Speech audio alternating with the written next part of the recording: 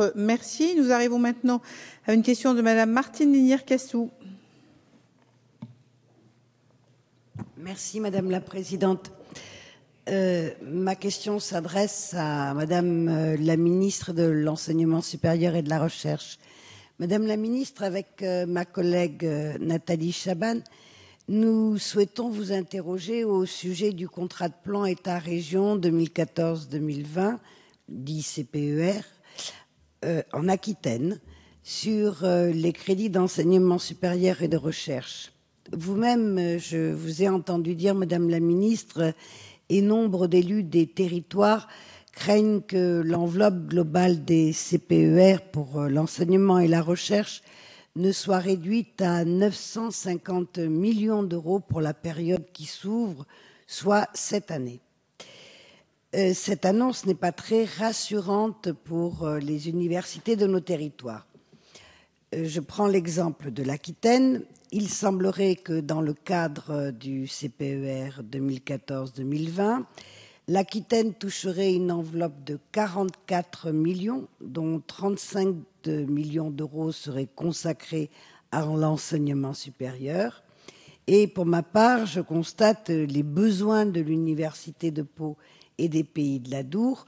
Et je trouve que ces chiffres ces prévisions budgétaires ne sont pas acceptables. L'UPPA, je le rappelle, et j'ai souvent l'occasion de vous le dire, Madame la Ministre, est une université de proximité qui propose aux étudiants des diplômes allant de la licence au doctorat, qui forme des jeunes à l'apprentissage et comme au concours de la fonction publique, qui est tournée vers l'international et qui, de plus, investit et développe des laboratoires de recherche reconnus sur le plan international.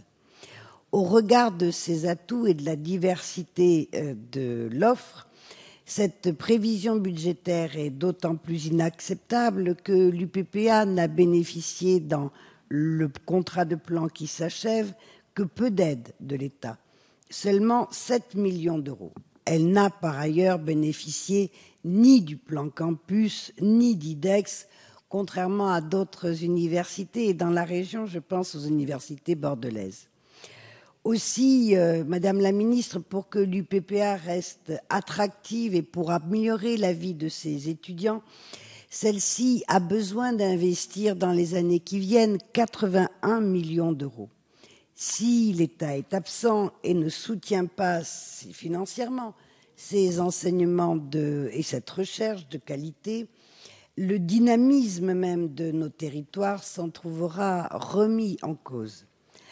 Ainsi, Nathalie Chaban et moi-même souhaiterions connaître votre position concernant les crédits enseignement supérieur et recherche dans les prochains CPER et savoir si l'UPPA peut espérer recevoir davantage de crédits dans le prochain CPER que lors de celui qui s'achève. Je vous remercie. Merci. Madame la secrétaire d'État, vous avez la parole. Merci Madame la Présidente. Madame la députée Martine Linière-Cassou. Alors vous m'interrogez sur les crédits du ministère au titre des futurs CPER 2015-2020, en général, plus particulièrement sur celui qui va bénéficier à la région Aquitaine et à l'intérieur de cette enveloppe globale, l'enveloppe qui va concerner l'enseignement supérieur et la recherche pour l'Université de Pau et des Pays de l'Adour, l'UPPA. D'abord, je voudrais dire à quel point je partage votre intérêt, puisque comme vous, je suis convaincue que l'enseignement supérieur, la recherche sont au cœur du développement de nos territoires et engagent l'avenir des jeunes générations, comme vous l'avez dit, en particulier pour ces universités dites de proximité. C'est pourquoi dans les contrats de plan État-région qui sont aujourd'hui encore en discussion, le Premier ministre a eu à cœur de préserver toute sa place à l'enseignement supérieur et à la recherche. Donc l'enveloppe globale que vous avez évoquée sera augmentée, mais il a fallu aussi tenir compte des contraintes budgétaires et d'une période de contrat de plan qui est inférieure à celle du contrat de plan précédent. La région Aquitaine, vous l'avez dit, devrait disposer sur la période 2015-2020 d'une enveloppe d'un peu plus de 44 millions d'euros, dont 35 millions d'euros et demi sur le volet enseignement supérieur, 6 millions et demi sur le volet recherche-innovation, 2,15 millions comme une enveloppe libre d'emploi. Ces crédits contractualisés qui restent à confirmer sont par ailleurs complétés par les crédits de droit commun du ministère avec un budget stable en 2015 pour l'enseignement supérieur et la recherche, mais aussi par des financements complémentaires des opérateurs, du programme des investissements d'avenir ou du plan campus, même si le plan campus dans votre région concerne Bordeaux et pas l'UPPA. Alors pour l'université de Pau et des Pays de l'Adour, des projets de qualité ont été identifiés pour l'enseignement supérieur, la vie étudiante, la recherche ou l'innovation. Il conviendra de les prioriser pour assurer le financement des projets vraiment stratégiques pour le territoire. Les préfets viennent d'être rendus destinataires de leur mandat de négociation par le Premier ministre et sur la base des orientations définies par le gouvernement, la discussion avec les partenaires locaux va se dérouler dans les prochaines semaines et je tiens à vous assurer de l'attention toute particulière qui sera portée aux différents projets des Pays de l'Adour.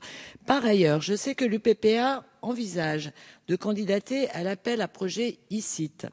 La réussite de cette candidature permettrait des coopérations fortes et particulièrement efficaces avec le monde économique, ainsi que la mise en œuvre des actions innovantes de recherche partenariale, de développement d'entrepreneuriat et de formation professionnelle et continue, tout ce qui fait partie intégrante de votre projet, le tout au bénéfice du développement territorial et de l'emploi. Je vous engage donc à concentrer les efforts sur ce projet ICIT qui pourra abonder les crédits attribués à l'UPPA. Merci, Madame la